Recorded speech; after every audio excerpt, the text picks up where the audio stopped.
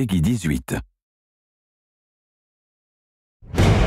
In this 4-part series, get an inside look on the making of one of the most anticipated titles in gaming history.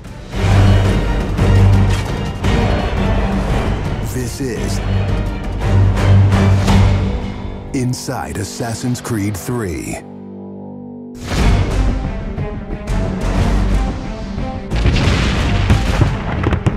Something we really wanted to emphasize was the sheer brutality of combat in the period.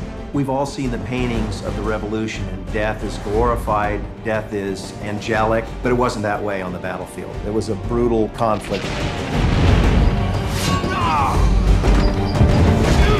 It feels that you're constantly going through dynamic fights, and that's not something technically we could do in the past. So it was like a personal challenge on the team to say, no, I think we can do this.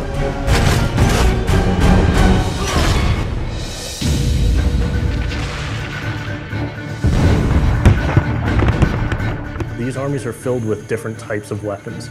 So, you know, you have everything from muskets, you have grenadiers, you have guys with boarding axes. Being shot by a musket would be an awfully painful way to go. The caliber size of the ball was at least 3 or 4 times as large as anything that any modern military is using today. After the muskets were discharged, they would charge with their bayonets. What basically is a giant spear, and he has every intention of running that through you. They would shoot and then they would march, and that hand-to-hand combat was really brutal. And whether it's people using a bayonet affixed on the end of a musket, a small hatchet, this is a kind of killing that is very mano a mano.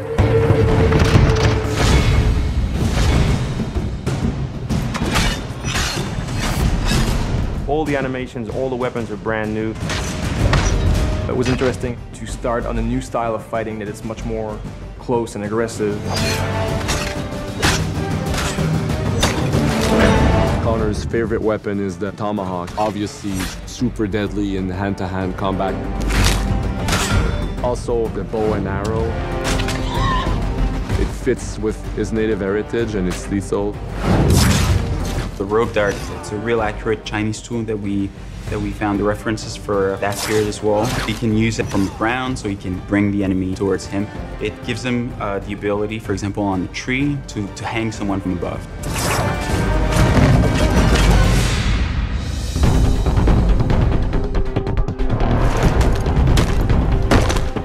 In Assassin's Creed 3, the one thing that we decided to do is to revamp the fight system from scratch.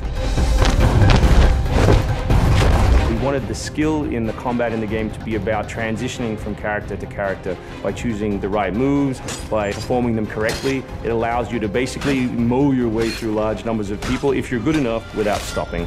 What do you do if you go into a bunch of guys with muskets and they try and shoot you? So we had to figure out, can you dodge them? Can you run away? And we've added all these options, but our big one is the meat shield, where you can grab a guy and he gets shot instead. Our mocap guys are stuntmen. We spend a long time with them rehearsing and figuring out exactly what would be the greatest choreography. We had to go through, you know, like multiple people. Connor is trained in a very different style of fighting to the British soldiers. The close quarters flow of the combat that's happening between the punches, the kicks, and everything else is indicative of what happens in the real world. I'm very impressed by the moves that they do. It's cool to see push kicks and axe kicks and different sort of takedowns that are done correctly and very believable when they're done. Right hand right, punch to the face, boom, to the throat, to the groin, finish with boom. This is something new for us that we're really proud of. It's fast, it's fluid, and you go through these guys like butter.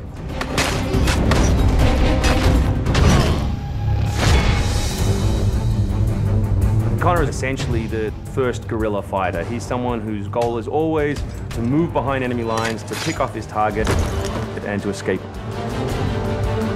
Employing guerrilla tactics, or what we now know today as asymmetric warfare, was something that truly was a component of the American Revolution.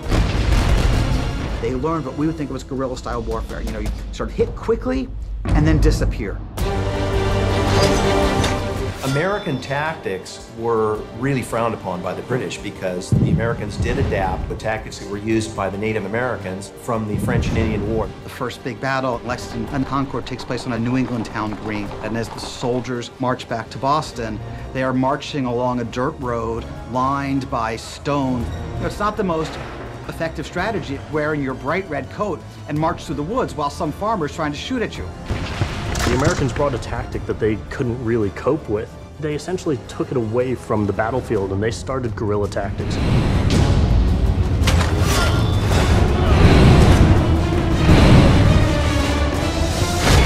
Next time on Inside Assassin's Creed 3, the hero behind the war. Connor is the hero of the American Revolution. He's a bit more like Dirty Harry. Connor is the current day Special Forces soldier. Silent, stealthy. He's fighting for freedom and he's fighting against tyranny.